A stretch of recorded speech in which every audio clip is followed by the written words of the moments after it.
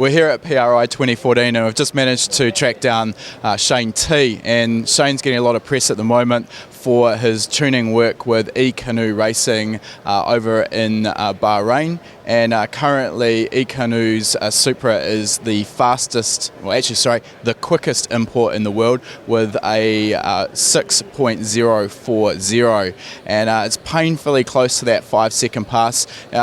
Over the years, we've seen that import margin, those times sort of tumble to the point where I don't think anyone ever thought we'd be pushing for those 5-second passes. Now, right now, there's more competition, it seems, than ever, and we've got, I think, at last count 3 or maybe even 4 guys running these 2JZs and really pushing for that 5-second pass. Let's roll back a little bit though, Shane. You've been involved with this particular project for a while. What has come about that's let these times drop so close to that 5-second mark? Oh, man, honestly, I would say that probably the number one thing would be the increase in the efficiency of the turbos. The turbos got better when the Precision came out with a Gen 2. Like they made a big leap, and that, of course, made, at least in our case, made a big leap in performance for the car. I mean, but we built this car with a goal at first of running in a category where the quickest elapsed time was like 7:20. So we were just hoping to have a car that would consistently run 680s. As we started to get closer to finishing the car, we started to have a little bit higher expectation for it. Maybe we would run 660s. And we thought, maybe one day when we really get to wring this thing out and get everything perfect, it'll run a 640. When we ran 640 and then we started running a 630, and then it was like, wow, now it's close enough to try and go after the quickest import, which at the time was 626, I think. And when we ran better than that, we ran 623, it was like, wow, that was a huge accomplishment.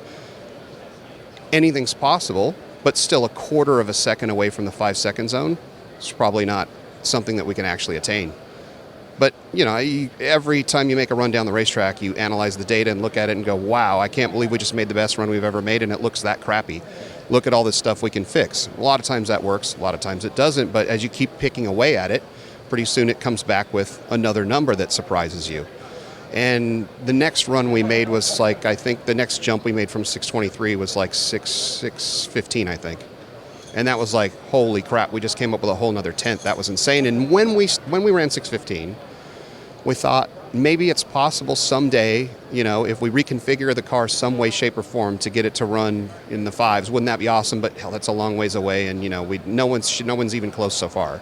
And then Rod Harvey came out and ran 612 right after we went 615 basically, or 614.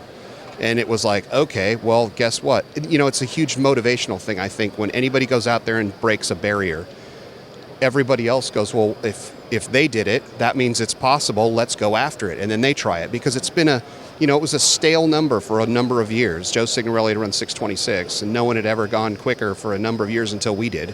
And then since that time, which is realistically probably only 3 seasons ago, so we'll be in the 3rd season, like 3 years ago, that was the quickest number, and it went 26, 23, 15, 14, and now this year alone has gone down to 05 and then 04, and we're not the only ones that have run those 2 particular numbers. We happen to be the quickest, but I mean, it's really by the smallest fraction. Yeah, we're getting down to the point of splitting hairs now. I think you just touched on something that's really important there. That competition, despite it's obviously always frustrating when someone else goes and beats you and goes quicker, I think that competition is really the bit that drives everyone to really push the boundaries. And what you also mentioned there is, what perhaps seemed just a little while ago unattainable, as soon as someone goes out and runs those numbers, everyone else says, well, hey, you know what, obviously it's possible if they can do it, then so can we. So that just brings everyone to push further. Now, the other thing, I know a lot of people who are armchair experts sitting at home maybe watching all of this stuff go down on YouTube videos and maybe EKanoo's Instagram feed, which is always great to stay on that cutting edge of what they're doing. 6040. We're talking like a split here from that 5-second pass, and everyone's sitting at home going, why don't they just turn that boost up just one more PSI? So give us some insight into really how that actually looks from the tuner's perspective. What needs to happen to get those 0.04 of a second out of the car to get down to the 5 seconds? Look, the bottom line is, if I knew the answer to that, we would have already run a 5. It's not easy.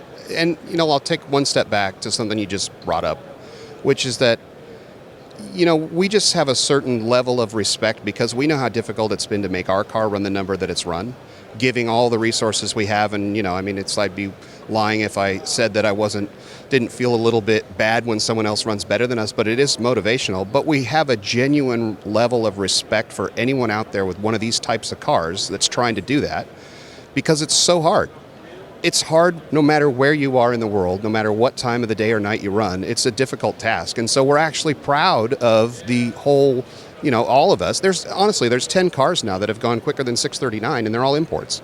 I think that's a really important thing you touched on there. There's a lot of, obviously all of these cars have their own fans backing one particular team, and I know there's a lot of banter backwards and forwards between those fans when one car goes faster and they're knocking the other car. And I think the important part is within the actual teams themselves, as you say, there's actually a genuine respect for the other teams, and again, everyone's just pushing those boundaries to go faster, and everyone's doing exactly the same thing. They're in that sport that they love, trying to go as fast as possible. So there's no real bad blood essentially between those teams. Yeah, no, that's you can see that in the posts on Facebook. We make a good run, and someone from another team, Algeria, might say, "Hey, congratulations, guys!" And Zoyan goes out and they run 2:47, and we're the first ones up to say that's awesome. We don't want to hold anyone back, and every time again somebody runs really good, it gives us a reason to go try and push harder with what we've got. So there is an absolute total level of respect, team to team, and I've seen that myself personally.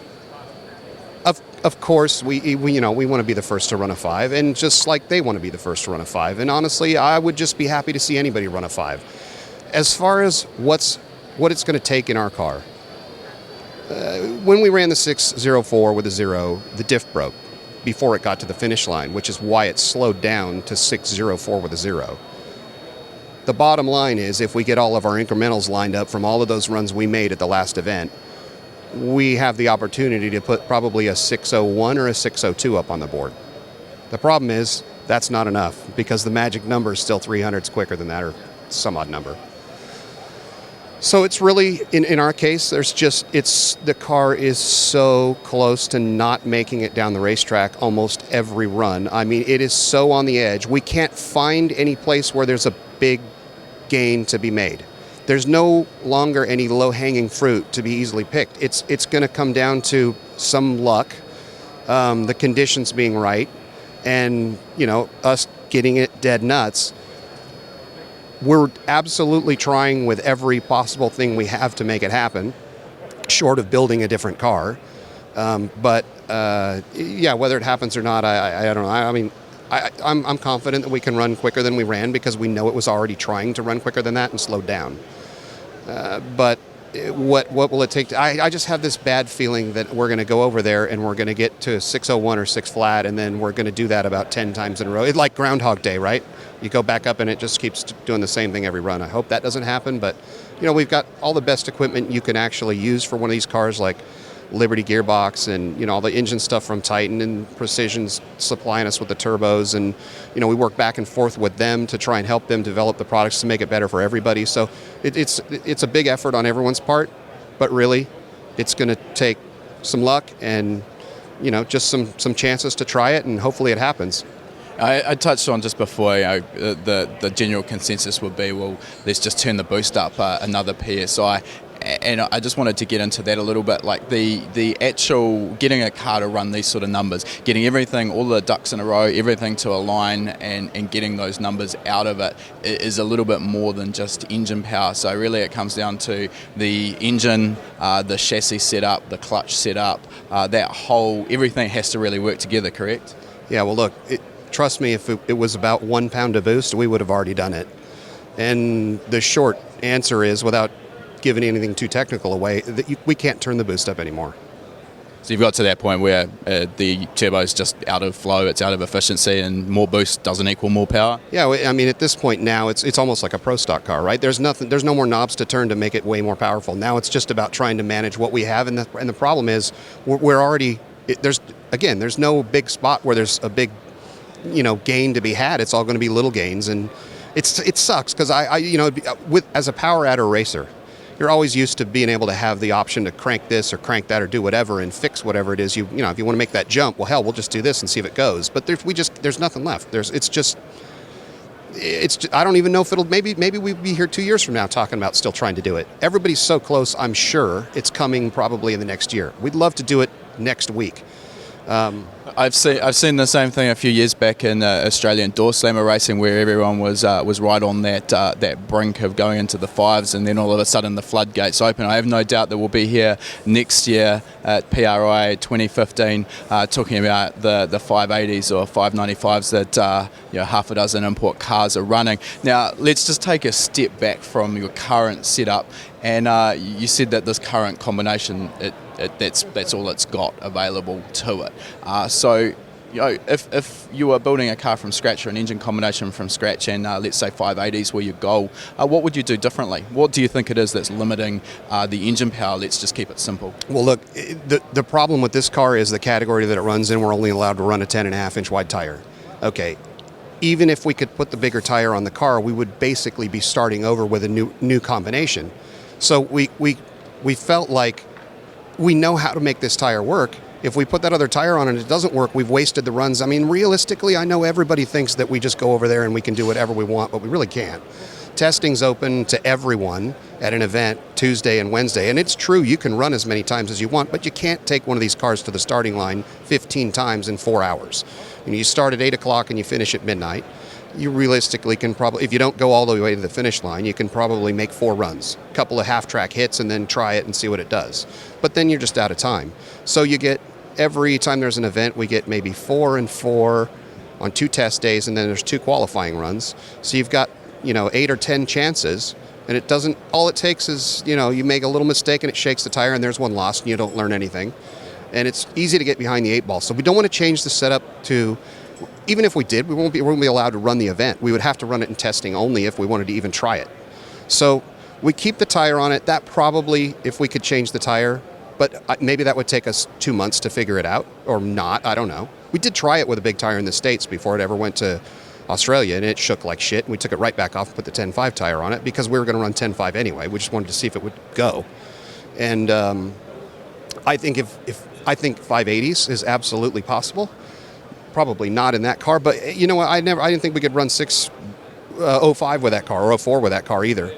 So maybe it is possible. I don't see it. I mean, I could see where we had stuff, like we had a path to go to get to 605, and there's no path to go 580 with that car, I don't think.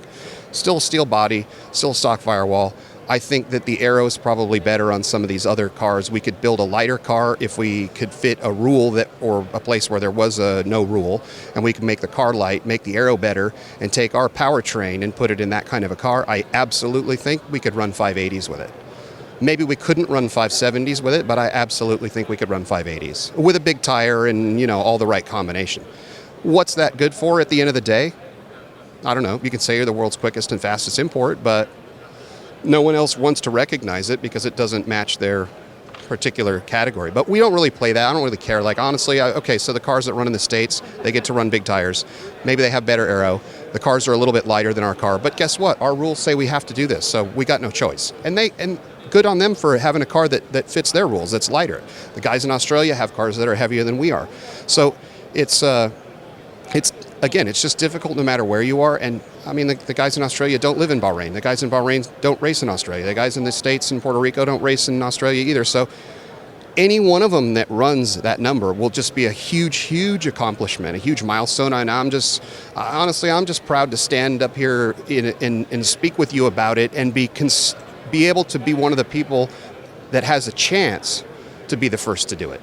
Oh, look, I mean, any way you slice it, you guys are at that forefront of the import performance, and no matter what the rules you're running to, whatever the restrictions that you have, anyone that does make it that first to run the 5-second pass, the whole world's going to be watching. I believe you're headed to Bahrain after this show, so a few hours we wish you all the best of luck, and as I say, hopefully next year we'll be interviewing you about how you're going to get into the 570s or the 580s, so best of luck, Shane. Man, that'd be great. I don't know how it's going to happen, but okay, I'll go with it. Thank you. Thanks. For online tuning courses, visit learntotune.com.